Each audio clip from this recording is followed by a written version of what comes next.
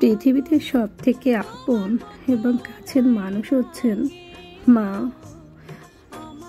যার মা নেই সে বুঝতে পারে পৃথিবীটা কতটা কঠিন।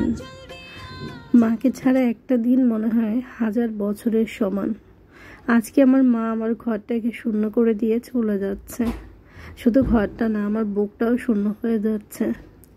সত্যি কথা বলতে, মা যতক্ষণ থাকে ততক্ষণ অনুভবই করতে পারে না মা কি জিনিস।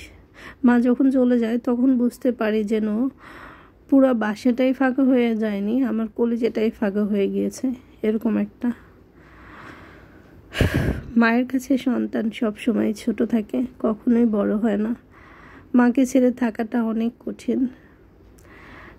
আমি ঢাকা শহরে যখন চলে এসেছি আমার হাজব্যান্ডের কাছে মাকে ছেড়ে, তখন মনে করছি মাকে ছাড়া থাকতেই তো মনে হয় ভালো লাগবে বেশ।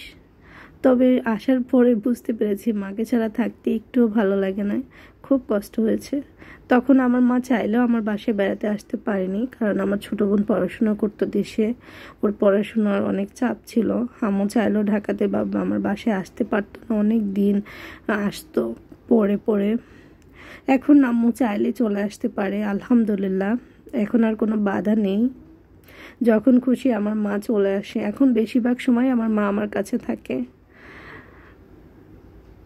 সত্যি কথা বলতে, মা আসার পরে আমি অনেক সুখী মানুষ হয়ে গিয়েছি।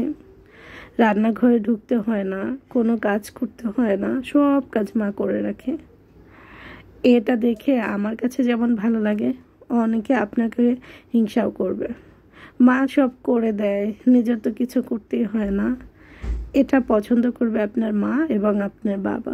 অন্য কেউ পছন্দ করবে না যে আপনি কাজ করছেন না কেন। আপনার কাছের মানুষগুলো মনে করবে আপনি কাজ করতেছেন না, অলস হয়ে যাচ্ছেন, কাজ করতে হবে। শুধু মাই বলবে ছোট মানুষ, ওর কোনো কাজ করতে হবে না। বাবাই বলবে ছোট মানুষ, ওর কোনো কাজ করতে হবে না। পৃথিবীতে এই মা আর বাবা, এই দুইটা জিনিসের মতো আপন আর কেউ হয় না। সত্যি বলছি, কখনোই হয় না। আমার কাছে মনে হয় না। আর এই তো দেখতে পাচ্ছেন আমি এখানে আম নিয়ে খেতে বসেছি। বাবুকে দিয়েছিলাম, ও খাবে না, পরে আমি খেয়ে ফেলছি। তারপরে বাবুর জন্য সেমাই রান্না করেছি। আর আজকে মাকে ছাড়া একটা দিন চলতেছে। কিছু সবজি এনেছি, মাছ মাংস এনেছি, কেটে ধুয়ে পরিষ্কার করে ফ্রিজে রেখে দিয়েছি। সবজিগুলো রান্না করব। আর এই তো মাংস রান্না করতেছি। আর আমি কিন্তু অনেক ছোটোবেলা থেকেই রান্না করি। মায়ের কাছে যতই ছোট হই না কেন, শ্বশুরবাড়ির মানুষের কাছে সবসময় বড় ছিলাম। কারণ 11 বছর বয়সে বিয়ে হয়েছে, তখন থেকেই তাদের কাছে বড় মানুষ ছিলাম, ছোট মানুষ ছিলাম না। বিয়ে হয়েছে মানেই তো বড় মানুষ, তাই না? অনেকেই